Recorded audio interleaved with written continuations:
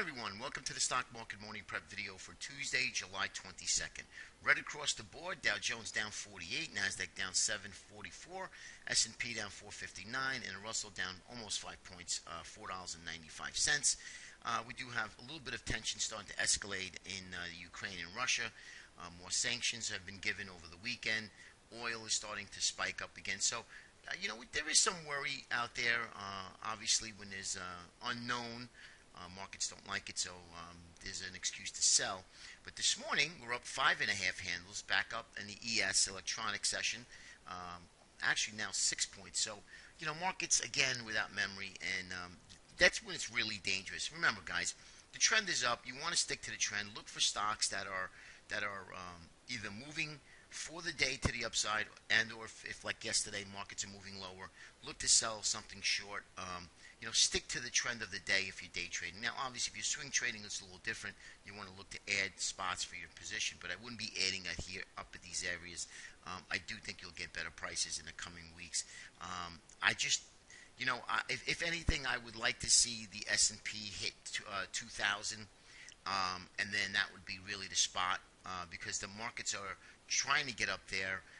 We have bulls and bears fighting right now. We have tons of divergence, tons of warning signs.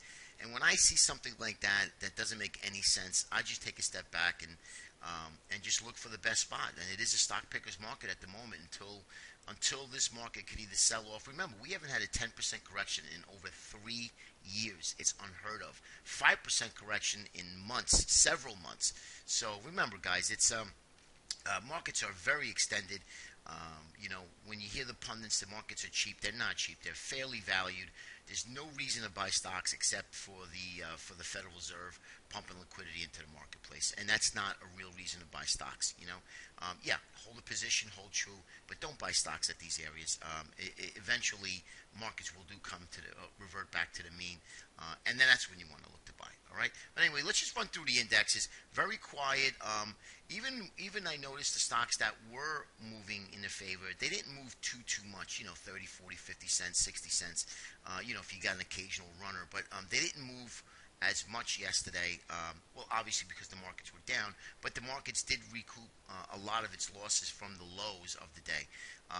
Right around 10:30, markets kind of bottomed and then kind of drifted higher the rest of the day.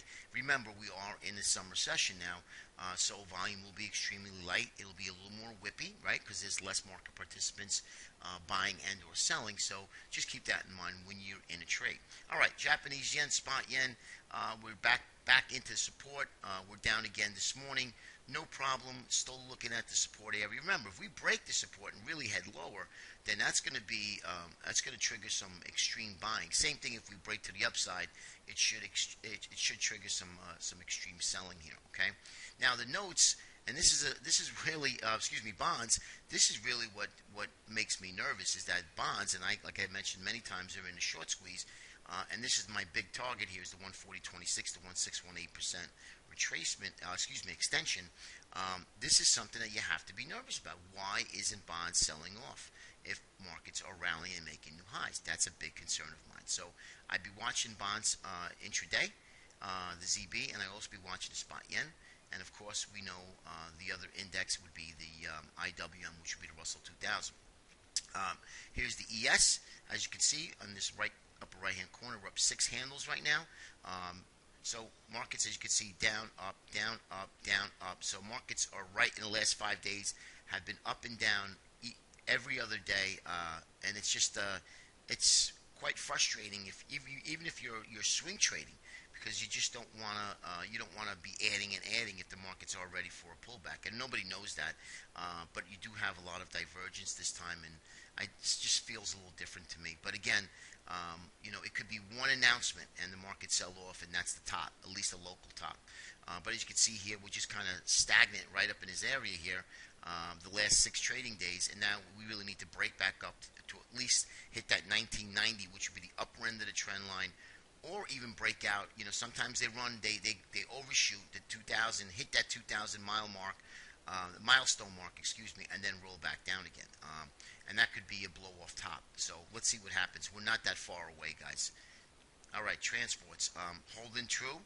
right to this uptrend. The 8 and 20 continually we have bullish symmetry on all the moving averages, and this middle trend line here holding the upper end of this big trend channel here. So looking continue its uptrend. Let's see what happens here. When the markets roll and the crude oil does spike, it will affect the transportation sector. And then we have the diamond, same thing, just kind of moving along, chug along with bull flags, bull flag. Let's see if it can break out of this new bull flag right now, as we see here, right into the 20. So really just following the other index. It is a follower. Here is the Russell. What I did was I took a low to high Fibonacci retracement. This is a logical spot. This is the golden ratio right here, the 61.8% retracement. This is a logical spot for at least a bounce of retracement, maybe back into the 38.2%, maybe that 115, 116 area.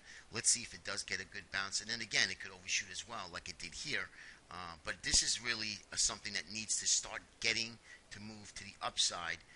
Otherwise, if this fails in this area and really fails miserably and breaks that 200, a lot of fund managers look at the 200-day, and I think that would be a cue to start selling stocks. So below that 200, I think the markets get a little nervous here with the Russell 2000 small cap.